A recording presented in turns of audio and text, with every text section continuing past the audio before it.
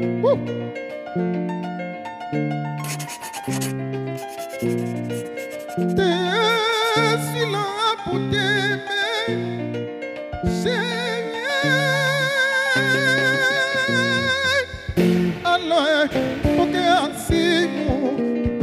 Baby, hello, nakupenda sana. Hello, mama, hello, wapi baby, mapenzi tamu. Hello, nakutaka sana. Oh, mama, oh, mama. Oh, Maze. Zege Delonger and the Fusion Music Star is our new special way of opening the show in style. A big tune that one is. Your song in it was Shika Simu. So many people have been asking about that. Many thanks to you for joining us for yet another classic episode of the show. And every time this show comes, you donate half an hour of your precious life to watch what we have for you. That means love, Mazi. Also, special thanks to the notification gang. Your feedback is how we grow on this show. Asanteni sana. Alafu sasa tukiingia ndani, this week, Mama Aida Odinga made a comment about the growing number of churches. And boom, Kenyans were divided again. And for this reason, we sought our favorite pastors on the show. One of them is probably the coolest grandfather, sometimes confused for the devil's advocate, but he has been praised in some circles as Mr. Tell It All. Our other guest is arguably Kenya's favorite youth pastor. Ye pia hawekangi watu, but he has a very special way pia ya kudeliver the gospel. The first duo in the history of the Wicked Edition to rewind and come back selector. Pastor Man Kush and Apostle Mr. TR in the house.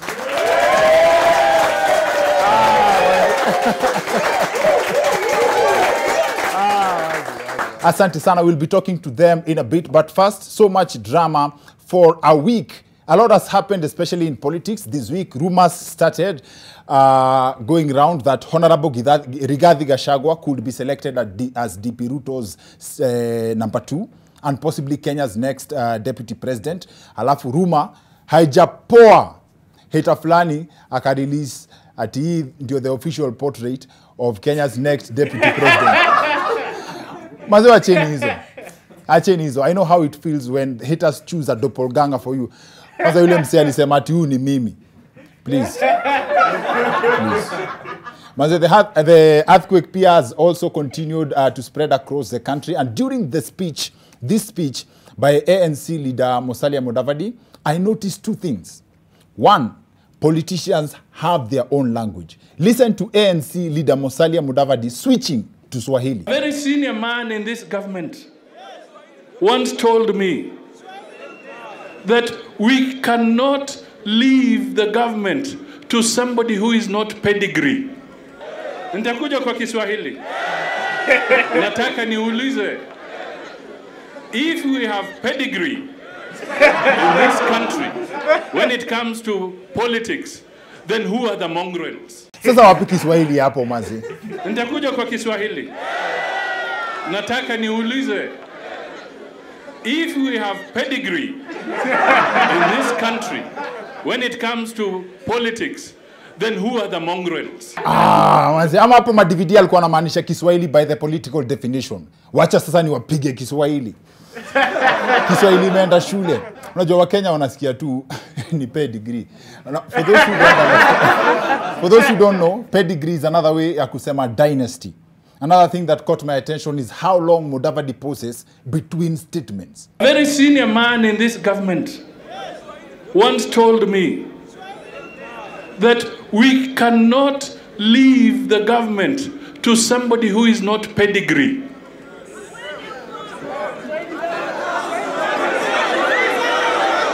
Kenyans are very patient, man. We measured how long that pause is. It's longer in the original video. Hapa ni vile tumeharakisha. The original pause is longer than this relationship. That pause is almost as long as it will take Kenyans before, as long as it will take before Kenyans say His Excellency Moses Masika Wetangula as the president. Ama tuwacheze the original video.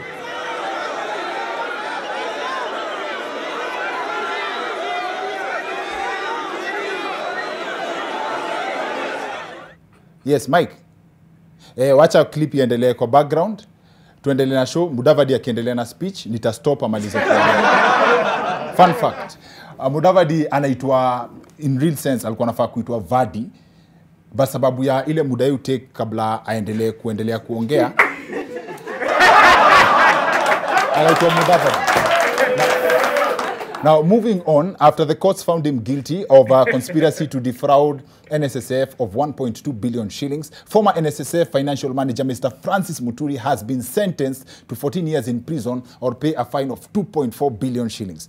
Now, for argument's sake, if the guy has 2.4 billion shillings, should he pay the fine or be patient for 14 years to enjoy his 2.4 billion shillings after? Think about it. How many people get the chance or the opportunity to become billionaires in 14 years? Just do the math. What is 14 years? That's like 2 full speeches za Mudavadi, if you include the process. If you include the process. And just like that, boom, 2.4 billion. Do the math. Kama umse akona hiyo do, alafa amwe kufungwa, he will be making around 470,000 shillings per day. To put this into perspective, in jail, this guy will be earning more than the president. To good news now, following the announcement that private hospitals will not be accepting NHIF cover, after negotiations, Health CAS Mercy Mwangangi announced a temporary reprieve and patients will continue using the cover till the end of March this year. So in layman's language, if you are covered by NHIF, you have a window of exactly 2 months to fall sick, after which you'll only be covered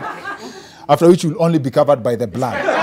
Now it has been an interesting week for healthcare because Siaya Governor Colonel Rasanga was also on the spot this week after he announced that among other essential services, Siaya residents would also be denied medical services if they have not registered as voters.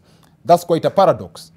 Siaya residents will be denied access to healthcare for not producing the document that has been blamed for poor healthcare. The governor has decided to make voting a matter of life and death. But for real though, what if someone dies? Oh, I keep forgetting, Mazi. Wanasemanga in this country, haters wanasemanga in this country, you can still vote when you're dead. Now, that's not to mean that our politicians cannot be doctors. Listen to Duale threatening to perform a surgery. We can dissect Raila Odinga on a table in a theater and explain to you each part of his body. Who doesn't know Baba's body parts? Kichwa yake ni Orengo, roho yake ni Joho, tumbo yake ni Atuli. Huko kwingine ni Junet. But well, that's politics for you. Moving on, should churches be regulated in terms of numbers or not? Should there be a qualification or standard set to be a pastor? That has been one of the biggest debate this week. Goja. Mike, Mudavadi amemaliza kupost.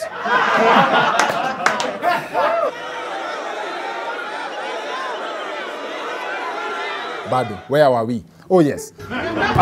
You do agree, do you agree with Mama Ida on her position, on her earlier position about churches? Kufungwa, zifungwe, ziongezeke, zisiongezeke. Of course, Mama Ida later apologized for the discomfort it caused after aligundua amechokoza watu wa baba. But the debate continued. We thought it wise to invite Pastor Man Kush and Apostle T Mwangi to help us navigate this conversation. They will be joining us on the other end of this short. They'll be joining us on the other end of this short commercial break. See you. Nambo Mudavadi anaenda kusema kitu.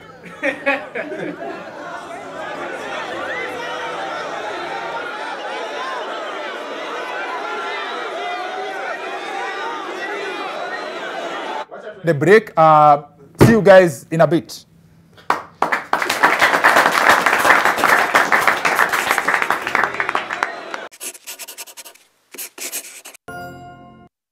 Yo, welcome back to the weekend edition. Maze, I'm Dr. Kingori. Karibuni sana. Iyo conversation ya church ndio subject ya show yetu ya leo, and we brought our favorite peoples, our favorite men of God on the show. Combination ya kwanza tumeirudisha in the history of the weekend edition. Apostle Mr. T Mwangi and Man Kush in the house.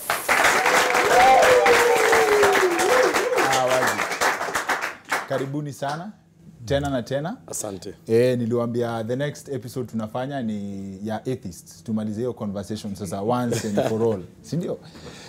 Leo tunataka kupiga story ya church, na watu wakati hii conversation, wakati Mama Aida alisema churches zireduciwe kidogo zimekuwa mob, it brought a few questions. Na inamaanisha kwanza watu walikuwa na compare na Rwanda, ati Rwanda had a crackdown on churches, wakasema lazima watu wa qualify in theology ndio mtu akuwe qualified kufungua church. So inamaanisha kuna distinction between calling na hiyo kusomea word ndio uweze kufunza watu, which begs the question ya kitu maybe naweza penda kwanza nayo ni kujua mtu amekoliwa, like tuseme kama speaking in tongues, and this I believe you guys can respond to nyinyi wote. Mtu ajuaje huyu ana speak in tongues for real ama mtu anaongea kikisi in reverse? Najua muuliza swali mob by the way hapo. Twende. Maybe kurespond, nilisikiza hiyo tape ya Aida, Mama Aida. Kwa sababu ni sensitive matter, na akiwa leader before asome kitu ama speech wanakuanga wameconsidania anasema. Na nikaangalia ni wapi aliongelelea hiyo speech. Ilikuwa ni book launch ya a professor who's a pastor and an intellect.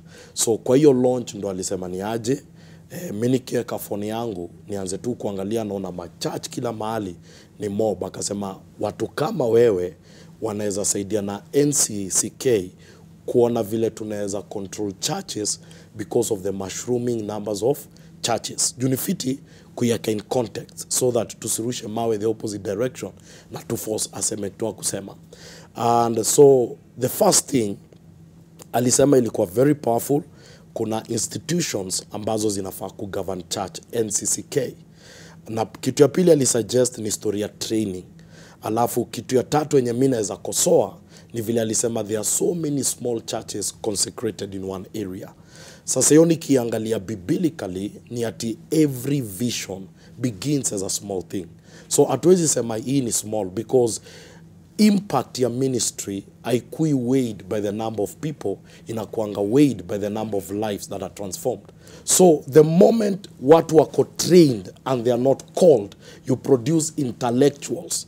But the moment people are called and they are not trained, again we produce incompetent people. So we need the call and the training, but the calling is more important than the training. Okay, so lazima uitwe kwanza. Lazima uitwe. Sawa sawa. Yes. Man Kush, ungependa kuongeza kitu hapo? Lakini sasa mnacheka nini? Nitaanza chini kidogo. Juu my good friend Pastor T ameanza juu kidogo. Yes. Wacha niteremke kidogo kwa sababu ya the untrained ones. Yes. Brother, kingoli kama huna ng'ombe, hakuna haja ya kwenda mkutano ya mnanda.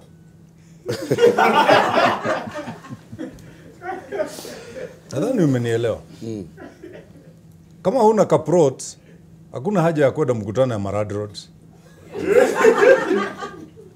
Waenda mahali na kufit. I don't know whether it is good, but it is right kama vile T amesema. Wakati unafungua mdomo wako kuongea habari ya church, don't look at the quantity of the members, because God is looking at the quality of the hearts. Na church inaanza sio na watu wawili, ni watatu. Where 3 are gathered. 3. Tangu nilipaka hapa nimesikia jamaa moja hapa akisema ati kanisa ingine liko na watu 6, nikasema si hata hizo zinafaa kuwa 2.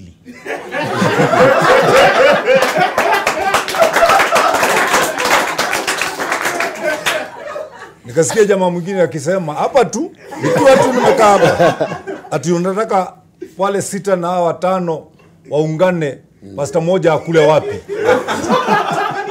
Kwa hivyo the way they see the church, wanaona kama ni business. Yeah.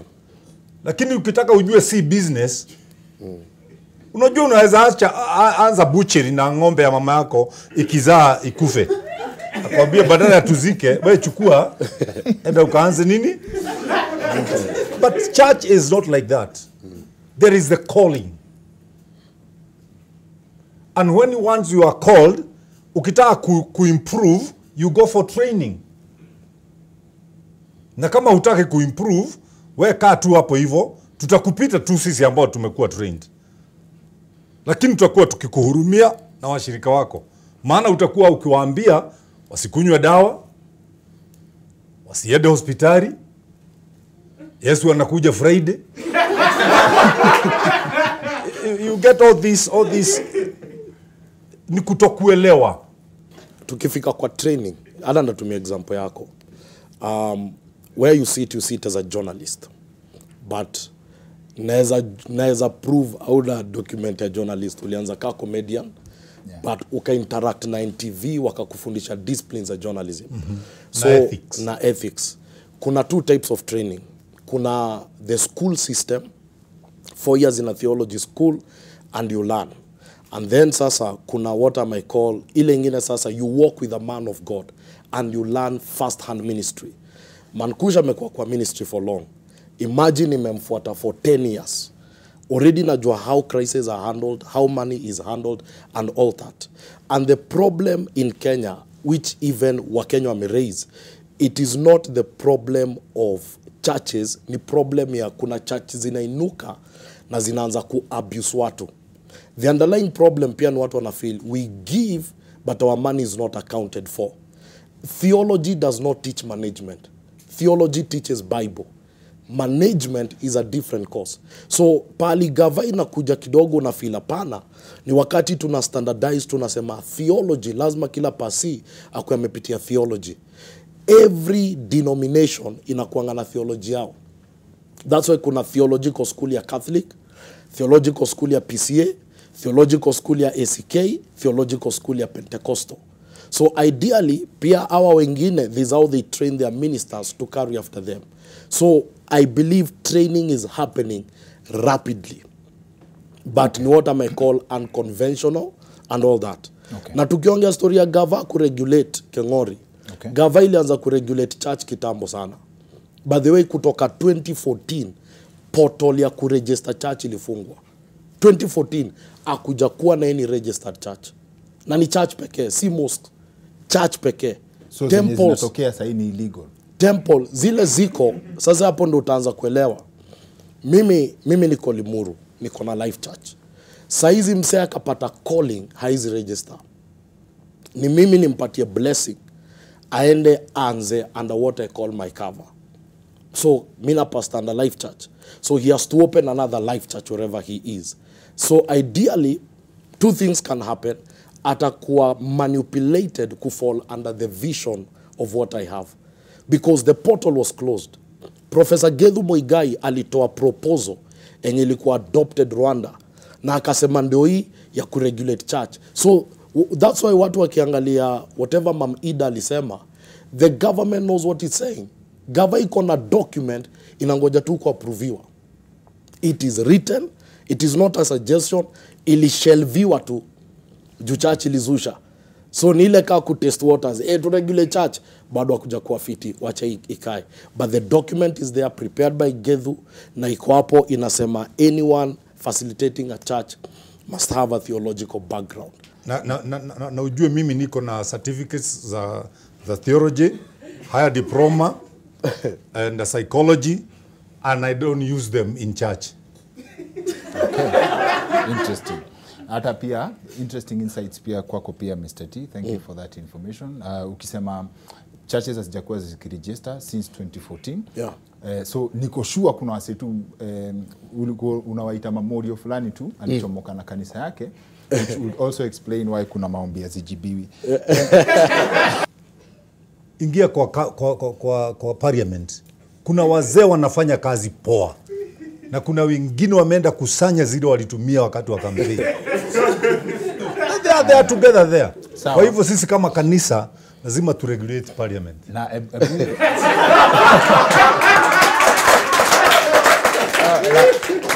Na kuna wase wana argue this conversation hii kulipuka yenye imelipuka after Mama Aida alimake statement, imefanya watu wamekam na concerns, let me call them concerns, kama ati how comes Africa, na hii imekuwa ikigo around for some time, Africa is more religious than wale watu walileta religion. Kuna principles za Bible na kuna Yesu Kristo ambaye sisi tunaamini, ambaye anaokoa, ndio tupate uzima wa milele. Yes. Afrika tutapata uzima wa milele tukiwa masikini hapa. Hizo nchi zingine ziko na doo nyingi, lakini uzima watapoteana naye. Kwa sababu uzima hatutapewa kwa ajili ya doo zile tuko nazo. Lakini they are very good in applying the principles to get money. Kama juzi tulikuwa na COVID hapa, hata sasa tuko naye. Wametupea. Swali ni moja. Kenya tumepea nchi gapi support? So because they know how to give, that's why they have a lot. Because God says the heart that gives receives, not the soul. What lazima tuelewe pia, kuna spirituality na kuna teachings of scripture. Africans generally we are spiritual. We respond to things from a spiritual level. Alafu kuna teaching ya scripture na kuna application ya scripture. Wakati tunaangalia hizi vitu zote, lazima pia tukuje tujiulize, who defines success? What is success? Between mse akona 14,000 ya kwenda dialysis na mse mwenye akona 10 bob na hanid kwenda dialysis, who's more successful? Is it on economic scale? Is it on social scale? Who defines success? Because majority of the things we have in Africa are for free, and majority of the things we cannot afford, some of them atazitusaidie. A case example right now, Germany. Hawezi pata counselor wa psychology for the next 5 years. Depression is killing people. Germany ndo the biggest manufacturers wa Mercedes-Benz. Ukilanda airport leo Germany, unachukuliwa airport na Mercedes. Sina Mercedes, but mina lala kwa keja, bedi ya mabati, deni yangu ni ya fuliza ya chwani. Na mina oversleep. Mse ako Germany, akona sleeping terror, lazima ameze sleeping pills, anaishi kwa 4 bedroom, akona good sanitation, akona good housing, but the things that make life, haizi afford. Because inaletwa na God. So what we need to understand is that faith brings what money cannot bring. Shouldn't Christians be more forgiving when attacked? Because kama sai, when word broke that, oh, this is what has been said about the church, watu walikuwa wamejam. Maze, watu wamejam hata kuliko watu wajaokoka, unashindwa. Why? As in, see, I thought Christians should lead a different kind of life. Well, Christians should forgive. But what are they forgiving? They must mention it. So what they did, ukaichukua kama ni hasira. Walisema vile kulisemwo.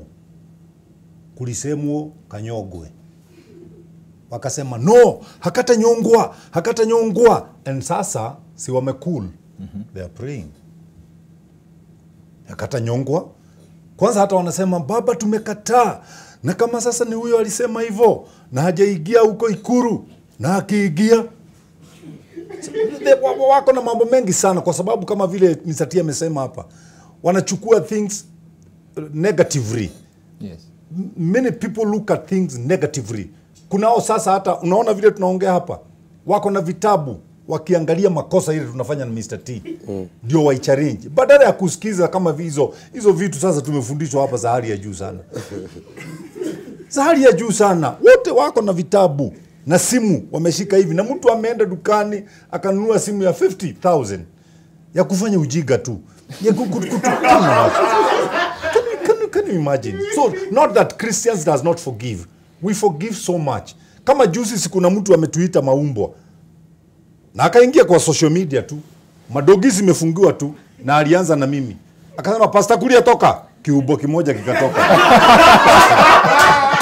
Hai, ujaona hiyo clip? I think you have seen it. Umeiona? Zikuona yako. Mr. T hajasemwa. Mimi, Pastor JJ, Pastor Muiru, moja ikatoka kabla haijaitwa, ikabiwa wewe Kanyari kwanza rudi. Juzi amefanya ka TikTok kingine kakusema, I'm very sorry, please I need forgive, watu wa Mungu mniforgive. Nikaandika kwa Facebook, I have forgiven you. Hata kabla hukusema hivyo, nilikuwa nimekuforgive kwa sababu nilikuhurumia. Kwa sababu from the abundance of the heart the mouth speak. Kwa hivyo ni umbwa tu moja ilichomoka kwa roho yako. Kwa sababu ndani yako unalisha umbwa. Number two, nimekusamehe tafadhali my sister. Hata sina mambo na kuhurumia tu, ukuje upelekwe pale hospitali ya macho. Kwa sababu mimi naendaka na miguu miwili. Umbwa inaenda na miguu 4. Na unani confuse na hiyo. It means that your sight uko na shida, uko na problem. No, so we forgive so much. Hata saa nataka ukuje unikosee, uone nikikusamehe. Kitu huwezi fanya ni kunifanya kama vile Biblia inasema, ati ukinigoga nikugeuzie hii. Nitakuunda jamani. Nitakuunda mbaya bwana. Uta flash back to your days of boxing. Yeah. And I have done it 16 years bwana. Ulibox. Mimi sifanyi kazi ya Mungu kwa kukosa ingine. Naifanya kwa sababu ya kuacha ingine. Ulikuwa unatandika walikusamehea. You forgave each other. No, hata saa ukitaka tuchapane kabla hakuna pesa, kama hakuna pesa siwezi pigana. Kwa sababu hata hiyo misati, tulikuwa tunachapana unalipwa. Hata ukichapwa kuna kitu unapeleka home. Wapi makofi ya Mr. T and Man Kush? Asanteni sana. Hii conversation najua hata nikiuliza swali next haitaisha. So on to the next one. We are looking for atheists. Please volunteer. Kama unajua you can take on Mr. T and Man Kush. We are planning for that episode. They are ready. We are just waiting for you. We are waiting. Na I hope hamtaokoka before the interview. So we are really hoping, because last time we brought an atheist on the show, tulileta the president of atheists. Yani the president, your president. But watu wengine walikuja kucomplain ati we need sijui atheists, sijui so and so tokeni. We are planning that episode. Otherwise, asanteni sana. See you next week. My name is Dr. Kingori.